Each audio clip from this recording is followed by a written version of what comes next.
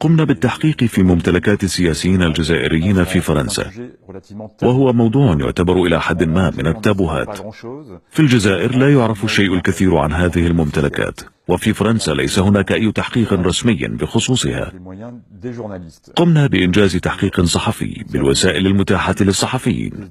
استجوبنا شهودا وأشخاصا كانوا قريبين جدا من الصفقات التي تم إبرامها في فرنسا من طرف مسؤولين جزائريين، وبعد ذلك قمنا بالتثبت من عدد من التفاصيل باستعمال الوسائل المتاحة للصحفيين، وهي وسائل متاحة أيضا للأشخاص العاديين. حقيقة الكتاب فيه صور مؤسفة تاع تحويلات مالية وشراء عقارات وحاجات من هذا النوع لأشخاص بانت بأنهم تم غنائهم من السطو على المال العام في الجزائر وتحويله بغير وجه حق إلى فرنسا. احنا المشكلة هناك فصل عنوانه الجزائر على ضفاف نهر السين، لأن عددا من الساسة الجزائريين يقضون الكثير من الوقت في باريس، وبعضهم لا يكتفي منذ سنوات عديدة. لقد توصلنا إلى أن مجموعة من الوزراء ومنهم من يزاولون مهامهم في الحكومة الجزائرية الحالية يملكون عقارات مهمة في فرنسا. تثير استثمارات الجزائريين في فرنسا تساؤلا مهما: كيف تخرج الأموال من البلاد؟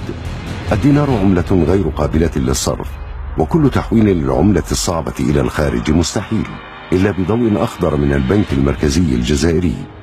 تنص المادة الثامنة من القانون المتعلق بالقواعد المطبقة على المعاملات التجارية مع الخارج والحسابات بالعملة الصعبة أنه يمنع تشكيل الأصول النقدية والمالية والعقارية من قبل المقيمين بناء على أعمالهم في الجزائر.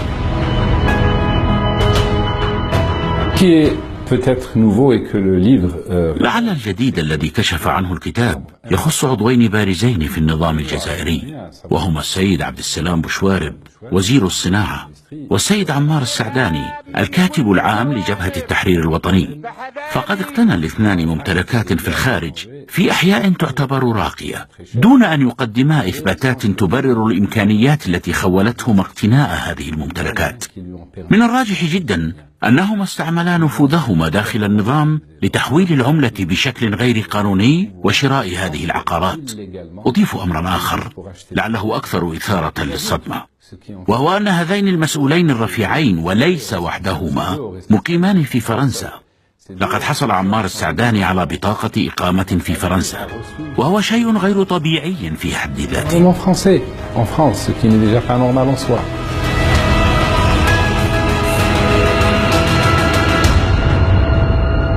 السلطات الفرنسية يكفي أنها تطالب السيد بوشوارب الوزير الجزائري بالإفصاح عن مصادر تمويله. هذا يعني لو يجي مواطن بسيط يشتري شقة ب20,000 يورو سيطالب بمصدر أمواله، ولكن لما يجي وزير جزائري لا يطالب. في اعتقادي أنه هذه لما تضع فيها أكثر من 7,500 يورو يطلب منك المصدر، من أين أتيت بها؟ فكيف لهذا البنك أن يقبل 300,000 يورو مع العلم أن صاحبها لم يشتغل ولا يوم واحد بفرنسا وليس له مداخيل في فرنسا؟ السيد بوشوارب الذي تحدثت معه عبر الهاتف لبضع دقائق بشكل سريع أجاب على أسئلتي بخصوص هذه الملكية العقارية واستثماراته في فرنسا، مشيرا إلى أنه كان قد قضى سنوات عديدة في فرنسا، حتى أنه حصل على بطاقة إقامة بها ما تزال في حوزته. تعشق النخبة السياسية الجزائرية الحياة الباريسية. عبد السلام بوشوارب ليس الوحيد من سياسيي الصف الأول الذي يملك منزلا في الضفة اليسرى أو في المنطقة الراقية غرب العاصمة الفرنسية. سلف بوشوارب في وزارة الصناعة شريف رحماني المحافظ السابق لبنك الجزائر كان جاره في المقاطعة 16. كلاهما اشترى شقة في المبنى نفسه.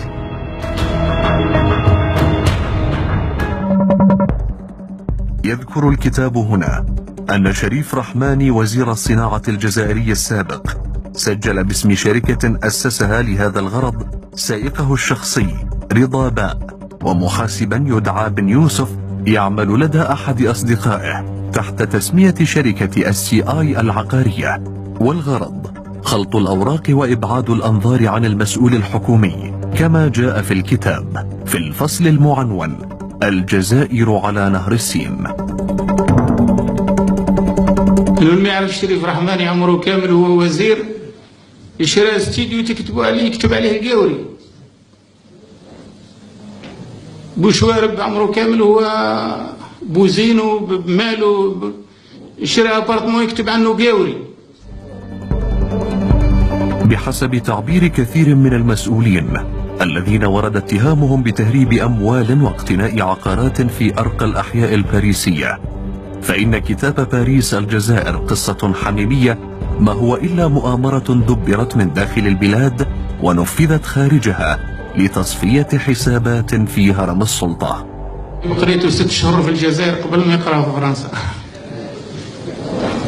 وخارج من هنا يا جماعة، ومكتوب من هنا. وهذا الكتاب يقصد جماعة الرئيس فقط. المفروض أن إعلام أنه قبل ما يطلع قدموه كعملية ابتزاز للسلطة الجزائرية ولبعض النافذين اللي ذكرهم الكتاب من أجل ابتزازهم. هناك إعادة. عندما صدر الكتاب أثار العديد من ردود الفعل، سيما هذا الفصل، وقيل في الجزائر إنه كتاب ألف تحت الطلب، وأنه كتب في الجزائر من طرف جهة ما. هذه اتهامات لا أساس لها من الصحة.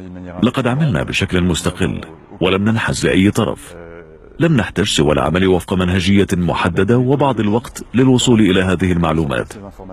نحن لا نعمل لحساب أحد غيرنا، والهدف كان كشف وقائع دامغة يمكن اعتمادها يوما لفتح تحقيق جنائي.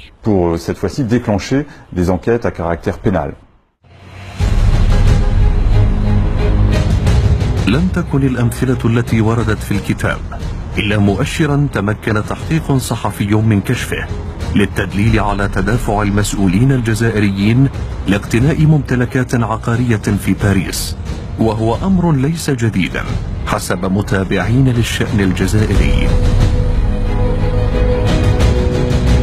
ممتلكات تاع الجزائريين هذو في باريس ما هيش قضية جديدة، من زمان وهما يروحوا رؤساء الحكومة تقريبا أغلبهم مقيمين في باريس.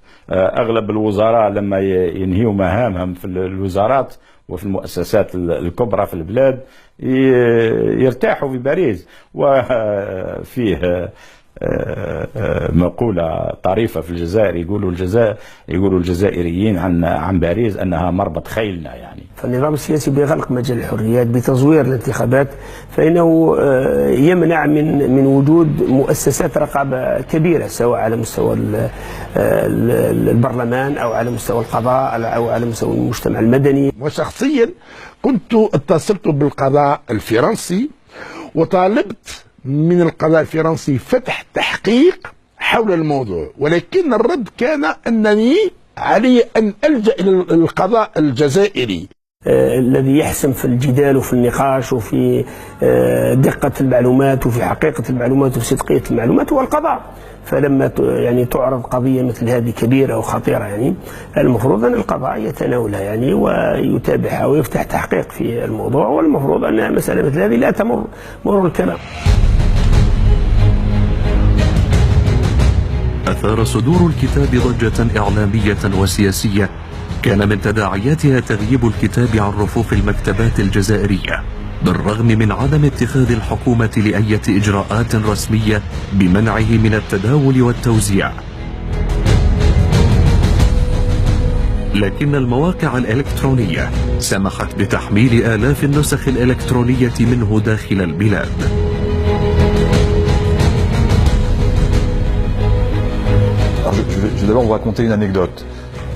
سأحكي لك قصة. بعد تفجيرات باريس في 13 من نوفمبر بأيام، التقيت صحفية جزائرية، وأثناء تعارفنا سألتني: هل أنت مؤلف كتاب باريس الجزائر؟ أجبتها نعم. فقالت: اشتريت الكتاب في فرنسا، وعند عودتي إلى الجزائر أخذت معي 3 نسخ أو 4، وفي المطار صادرتها الجمارك مني. عندما رأوا الكتاب قالوا: إنه ليس لائقا أن تشتري كتابا كهذا، لا يحق لك إدخاله إلى الجزائر. أي أخذوا منها النسخ التي كانت تعتزم إهداءها لأشخاص آخرين، فوجدت نفسها محرومة من الكتاب. غضب السلطات الجزائرية من الكتاب دفعها إلى تعليق برنامج تلفزيوني ساخر يبث على قناة خاصة. تحدث أحد منشطيه عما ورد في الكتاب من معلومات تخص أملاك بعض المسؤولين الجزائريين في باريس. خطاب في الافلان كان يقولوا باللي فرنسا تما ماشي مليحه اكسيتيرا. ايبا صحفيين فرنسيين اللي هما سي دي كوليغ داروا لوغ اونكيت وخرجوا ان ليفر اللي اسمه باري الجي اون هيستوار باسيونيل، وهضروا على العلاقه بين الطبقه السياسيه الجزائريه مع الطبقه السياسيه الفرنسيه. في لونكيت تاعهم واش صابوا بلي اغلبيه المسؤولين الجزائريين حاليا في الحكم كاع عندهم دي زابارتمون في باري، وكاع عندهم دي كارت دو ريزيدونس ا باري.